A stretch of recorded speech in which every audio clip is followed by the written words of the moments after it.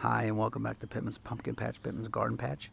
It is April the 2nd, 2017, and I shot a video yesterday on my apple trees, and I wanted to introduce you to my latest addition. In fact, I bought it yesterday.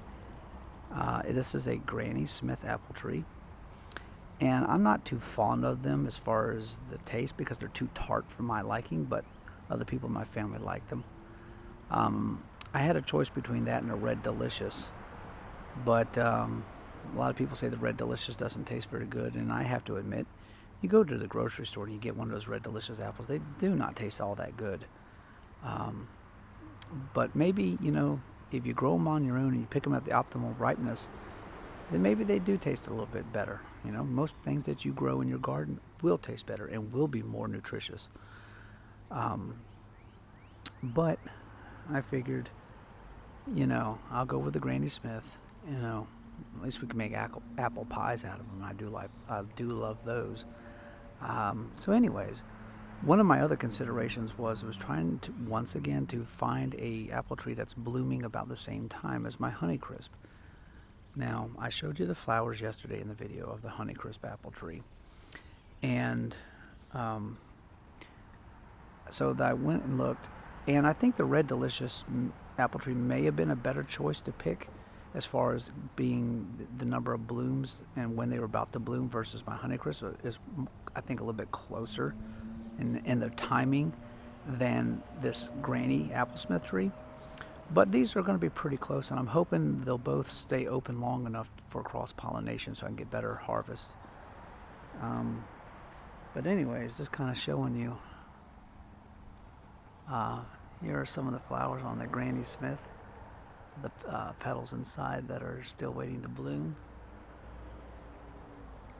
And you can't really see too much red on them, but I can definitely see the sacs on them, where the petals are hiding. And going back over here to my Honeycrisp, you can see the petals in there, the redness in there, and things like that. And here's something that's also interesting. So here you can see the redness of the flowers that are going to be blooming sooner versus this right here, which there are flower sacs in there, all in there, but they don't show any redness. They're kind of more like the Granny Smith stage right now. So this same tree, Honeycrisp, gonna bloom sooner. This is gonna bloom, I don't know, maybe a week or so later. So they're not all gonna bloom and open at the same time. So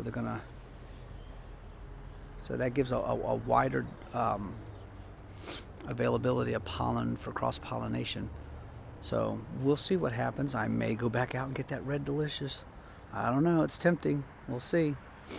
Nothing really going on other than, the bees are still busy in the blueberry bushes going to town on those. And while I was planting the new tree last night, my wife was out here doing the Salanova lettuce, had her transplant these out. So you can see a nice rose. This is purple and green. Most of it is the Butter Crunch or butter variety. And the other one, I cannot remember the name off the top of my head. It almost came to me, it's green something. But in any event, that's just what's going on. This is part of my experiment continuing for a possible business. I had one of these plants survive the whole winter uncovered. Now they did pretty good in the cold, and they even endured some snow and still survived. But eventually I think too many frosts did finally kill off every single one except for one. And it was regrowing, and then another frost came in, the last one, and just wiped it completely out. I'm like, oh boy. So the Salanova lettuce does pretty good in the cold without protection, but if it's going to be too much cold for a long period of time, you do probably want to give it some protection. All right, so nothing else going on except for, one of the little thing I did in the garden wise today was that I took stock of what I still have left over as far as supplies of insect control, organic insect control things like neem oil or spinosad, BT, and azazole, which is a water soluble version of the main ingredient that's in neem oil, which is called azadirachtin. And so I was just kind of taking stock to see what I have left, how much, and get an idea. Well, I'm gonna have to get this pretty soon. I'm gonna have to get that pretty soon, kind of thing. So just a little bit of everything today, I guess. And well, nothing else left to say. The red Russian kale is going nuts now. It's warming up. Onions will probably be coming out. Let's see. Probably close to June, late May, if they're on the same time frame as what they did last year. So, looking forward to those. Then I'll be able to replant these out and pull those onions, get some stuff in there, get some stuff down in that end. So, we'll just keep on going.